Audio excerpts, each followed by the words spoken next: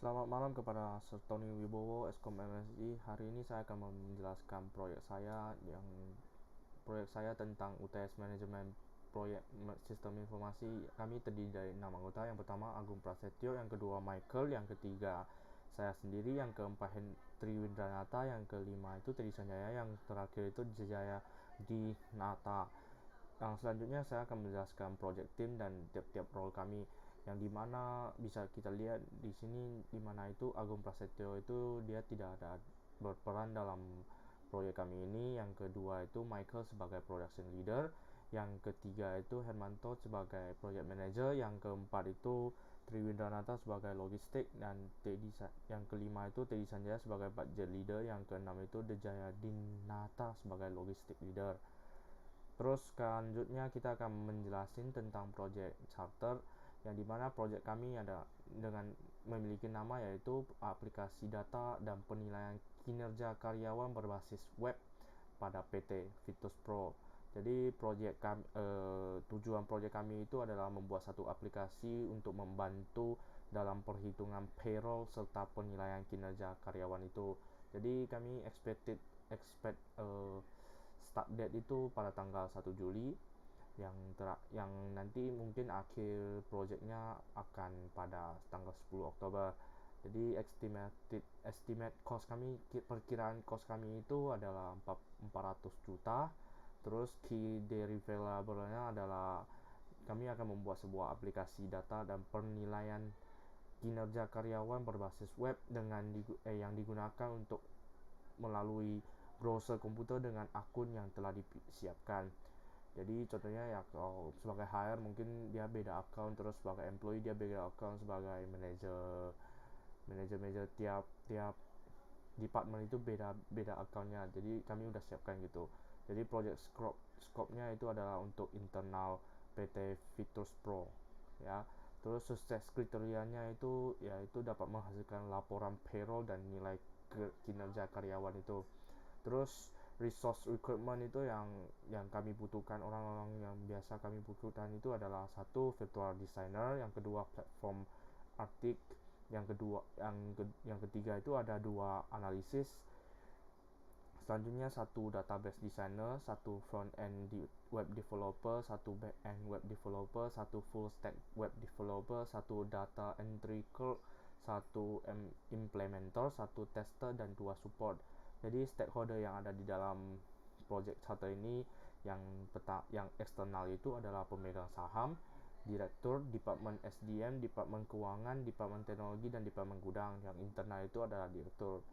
Jadi functionnya adalah appoint project manager, yang ada saya, dan dimulainya pada tanggal 1 Juli 2021.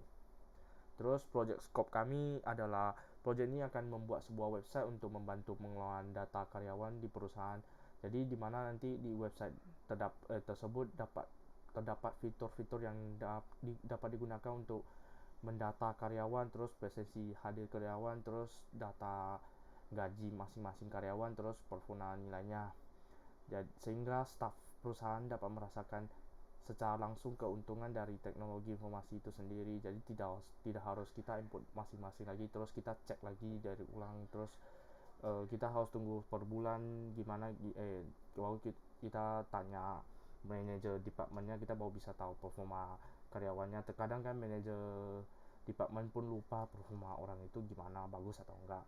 Terus sistem yang akan dirancang ini kami akan dipakai langsung oleh HR, accounting, dan manajer dari masing-masing departemen serta direktur itu. Jadi pada sistem ini selain mencek presensi data kehadirannya, dari HR juga bisa dari sana melihat nilai performa karyawannya. Jadi apakah bagus atau buruk. Jadi untuk penilaian performa karyawan ini akan dilakukan dengan metode tradisional assessment, yaitu metode penilaian secara langsung dari manajer terhadap karyawan tersebut berdasarkan tugas dan tanggung jawab yang dijalankan. Jadi jika total nilai performa karyawan yang diinput oleh masing-masing manajer departemen itu di bawah 1 bulan, jika berada di bawah nilai 65 itu, maka karyawan tersebut akan dikategorikan buruk. Jadi kalau di atas 65 nilai 65 itu maka dia akan dikategorikan baik, mungkin nanti akan diberikan bonus atau gimana, itu tergantung pada pihak perusahaan. Jadi dari kategori sistem penilaian tersebut, pihaknya dapat mempertimbangkan bahwa karyawan tersebut yang kategori buruk masih bagus untuk dipertahankan di perusahaan, karyawan yang karyawan kategori baik dapat mempertimbangkan kenaikan gaji gitu. Jadi mereka juga bisa mengajukan dari hal juga bisa mengajukan untuk memecahkan hak karyawan itu karena dia mungkin uh, performanya terlalu tinggi atau sering melanggar peraturan gitu, jadi bisa dipertimbangkan gitu. Jadi project scope, masih di project scope, jadi yang pertama itu who will use this project, siapa yang akan menggunakan di project ini adalah yang pertama hire, department manager, dan operational manager serta accounting manager.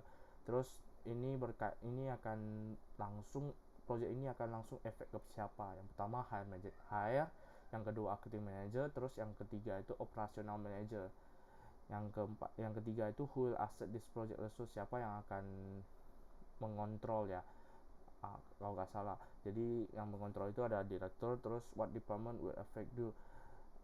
will be affected due to change that created by implementation of the project. Yang akan dipengaruhi itu tetap aja hire the accounting, terus yang who has the authority of the over the project and its outcome, biasa itu berkaitan dengan project PM itu project manager atau production manager, terus development team, dan director.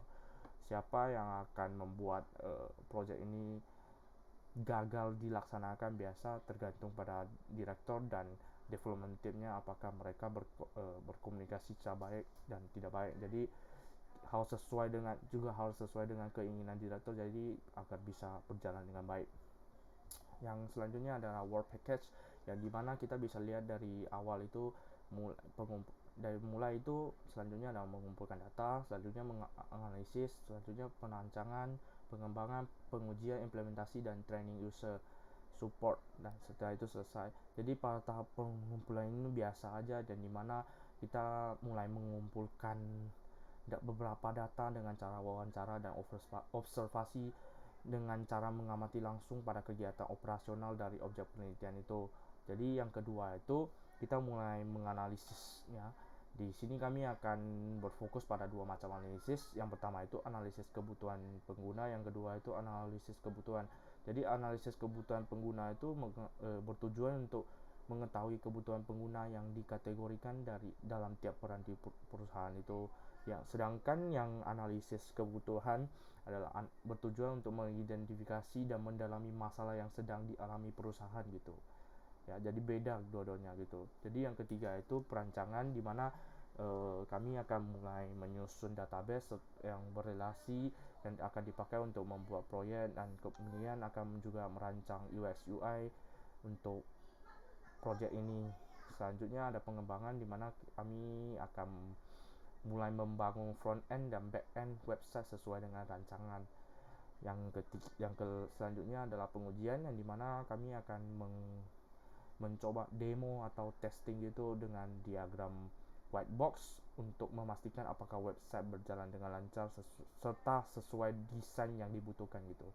Yang selanjutnya implementasi, maka kami akan mulai mengimplementasikan ini ke PT dengan secara online supaya sistem aplikasi web yang dirancang itu dapat dipergunakan gitu.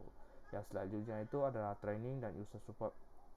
Di sini kami akan membuat sebuah video atau mungkin membuat jadwal-jadwal itu untuk pelatihan pada pengguna perusahaan gitu, yang nanti kami akan pandu secara langsung oleh instruktur pelatihan kami dalam penggunaan sistem baru yang akan kami implementasikan gitu. Jadi ini adalah work breakdown strukturnya, dimana kami tetap ikut work package kami, yang dimana pengumpulan data, analisis, perancangan, pengembangan, pengujian, implementasi, dan training user support. Dimana pengumpulan ini kami dibagi juga banyak, contoh list data, yang akan dipakai, formulasi pertanyaan interview, formulasi dokumen yang diminta, penjadwalan pengumpulan data, mengontak narasumber dan membuat janji interview sesuai jadwal interview, dokumen interview, pengambilan data primer, scan data primer atau recording gitu, terus pengambilan dokumen primer. Jadi setelah mengadakan ini baru kita bisa melanjutnya ke sini. Jadi setelah melanjutnya ke sini yaitu kita akan mulai menganalisis workflow sistem yang sedang dipakai berdasarkan data yang terkumpul, dan selanjutnya menganalisis masalah yang dihadapi dan kebutuhan pengguna, yang selanjutnya menganalisis fitur dipergunakan dalam sistem baru sesuai dengan kebutuhan perusahaan. Terus maka dia akan melanjutkan lagi ke perancangan untuk membuat susunan database-nya, terus membuat diagram konteksnya, desain front end dan desain front end. Terus setelah desain itu maka akan melakukan pengembangan, yaitu pengembangan front end development, back end development, terus pengembangan sistem yang dilakukan dengan sambil uji unit testing dan integration testing. Terus setelah itu kita akan masuk ke testing dan melakukan testing kembali dari awal gitu. Jadi mengfinalisasi versi pengembangan dari sistem itu. Jadi kita melakukan cek ulang jadinya kan. Terus melakukan penginputan data, terus melakukan absence testing gitu. Terus yang selanjutnya adalah implementasi, akan melakukan hosting terhadap sistem sesuai klien, terus melakukan sistem testing kembali, terus melakukan dokumentasi program, memberikan semua informasi esensi dalam sistem kepada pihak pengurus dan klien. Terus yang terakhir itu ya training and user support. Jadi kita akan menyusun jadwal juga untuk pelatihan, terus memberikan pelatihan tentang penggunaan sistem baru ini, terus menyediakan user support dalam jangka periode waktu tertentu sesuai dengan kontrak. Terus yang selanjutnya ada project timeline ini. Terus yang project timeline ini kami akan menjelaskan bahwa seluruh karyawan itu bekerja dalam 5 hari dalam satu minggu, yaitu Senin sampai Jumat. Jadi setiap hari karyawan bekerja, setiap hari itu karyawan bekerja selama 7 jam dari jam 8 sampai jam 5. Terus waktu istirahatnya itu selama 1 jam dari jam 12 sampai jam 1. Sedangkan yang lainnya contoh untuk supplier, dia akan berdasarkan permintaan dari perusahaan baru akan datang kepada perusahaan. Dan untuk constraint yang lainnya, contoh data entry clerk, trainer, tester, implementer dan lain-lainnya itu akan biasa digaji sesuai dengan jasa yang dikerjakan ya. Terus hari Sabtu Minggu tanggal merah tidak bekerja, dan PT-nya juga diperbolehkan izin lembur jika diperlukan dari productionnya. Jadi contohnya mungkin hari ini perlu lembur ya, dia izinkan lembur gitu. Terus ini ada project timeline-nya di mana kami sekaligus yang relationnya sekaligus sama-sama mulai itu ada listing data yang akan dipakai, terus formulasi pertanyaan interview, formulasi dokumen yang diminta, dan penjadwalan pengumpulan data itu kami lakukan secara bersama serta mengontak narasumber dan membuat janji interview sesuai jadwal. Itu kami biasa semua jalan bersama gitu. Jadi dari tanggal 1, 2, terus 3, 4 itu hari Sabtu Minggu. Jadi mereka tak kerja, kami nggak bisa ke PT-nya. Terus tanggal 5 hari Rabu, hari Senin lagi gitu. Terus yang mengontak itu kami juga 2 hari dalam pengontekan, soalnya kita harus mencari waktu yang sesuai dengan interviewnya, itu sesuai wawancara waktunya gitu. Jadi interviewnya kita relationnya 1 FS ya, dimana itu setelah tahap atas itu selesai maka kita bisa memulai tahap berikutnya. Jadi yang 1 FS itu ada interview, dokumentasi interview, pengambilan dokumen primer, scan dokumen primer, recording dan pengembalian dokumen primer. Terus ada juga menganalisis workflow sistem yang sedang dipakai berdasarkan data terkumpul, menganalisis masa yang dihadapi dan kebutuhan pengguna, terus menganalisa fitur yang diperlukan dalam sistem baru yang sesuai dengan kebutuhan perusahaan. Jadi yang itu dilaksanakan pada tanggal mulai 7 Juli sampai 30 Juli ya. Terus yang tahap ketiga itu adalah perancangan. Jadi tahap perancangan ini ada relasinya ada 2 FS, yang dimana maksudnya tahap kedua selesai baru kita bisa memulai tahap ketiga ini. Jadi tahap ketiga ini kami jalan sekaligus bersama empat-empatnya ya. Kita bisa lihat dari sini mulai dari tanggal 26 sampai tanggal 12 Agustus gitu. Terus selanjutnya adalah pengembangan di mana di sini relationnya ada 3 FS yang dimana maksudnya tahap ketiga selesai baru kita bisa melanjutkan ke tahap selanjutnya. Ini juga dia sekaligus jalan dari tanggal 10 sampai 6 September ya. Jadi dia ada 3 contoh, front end development, back end development, pengembangan, terus dan lain-lainnya gitu. Terus pengujian itu dia relationnya 4 FS yang dimana maksudnya tahap 4 atau tahap pengembangan itu selesai baru kita bisa melanjutkan tahap pengujian ini. Jadi dia dimulai pada tanggal 16 sampai tanggal 3 ya. Ini sebenarnya dia kan sini ada penginputan selama 10 hari, terus dia melakukan testing itu sebenarnya bukan testingnya ya, kita mungkin letak 2 minggu itu kita harus tahu dulu programnya ada masalah atau enggak gitu, kita harus cek apakah nge-lag atau gimana. Terus selanjutnya adalah implementasi di mana reaksinya sini adalah 5 FS yang dimana dia mulainya pada tanggal 1 September dan akhirnya pada 15 September gitu. Yang ketujuh, training dan user support ini adalah 6 FS ya. Dia mulainya pada tanggal 11 Oktober sampai 8 Oktober. Jadi estimasi date-nya kita pada 10 Oktober ya. Jadi 6 FS ini relationnya maksudnya ya kita harus tunggu dulu tahap implementasi atau tahap yang ke-6 itu selesai baru kita bisa memulai ini. Selanjutnya adalah project budgeting, jadi yaitu yang pertama budget constraint. Jadi project budget kami yang kami perkirakan itu adalah 229.830.000.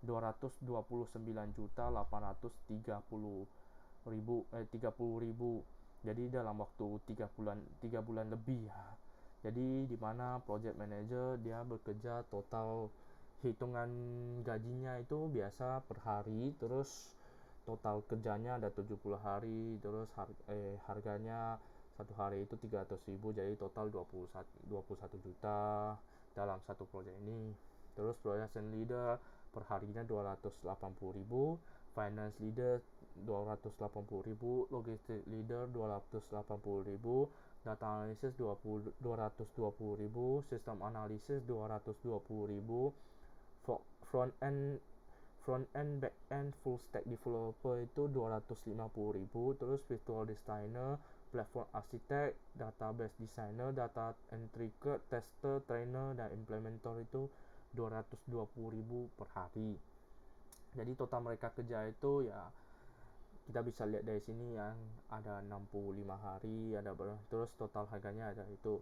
Terus rent kayak peminjaman barang itu kami menggunakan laptop, wifi, terus ada penyewaan website kayak GitHub, terus memakai Photoshop, Corel, domain hosting, dan browser premium dan lain-lainnya. Jadi totalnya itu yang untuk cost yang itu adalah kita bisa lihat dari sana, di mana ada dari 14 PC contohnya 800.000 per bulan atau per tahunnya, jadi totalnya 33.600.000 rupiah. Jadi fix asetnya itu ada keyboard, mouse, dan face premium ya. Jadi total dari sini semua itu ada 218.830.000. Jadi kami sini udah perbanyakkan soalnya masih ada project budgeting ya. Jadi project budgeting itu kami menilai di mana contoh yang ini analisisnya per rate-nya berapa hari, estimasi budgetnya berapa, terus kan contohnya yang itu pengumpulan data itu, jadi total yang kerja itu analisis project manager, terus ada analisis project manager lagi gitu. Jadi total mereka kerja ya 3. Contoh 3, yang pertama itu listing data yang diperlukan dikumpulkan, terus formasi pertanyaan untuk interview, formasi dokumen yang diminta, dan penjadwalan untuk melakukan data gathering itu durasinya 3 hari gitu. Jadi resource hitung lo dari atas ini ke bawah, jadi 220.000 gitu kali 3 660.000. Terus yang project manager 300.000 per hari, jadi kayak 900.000. Jadi ini ada data-datanya, bisa kita lihat sendiri.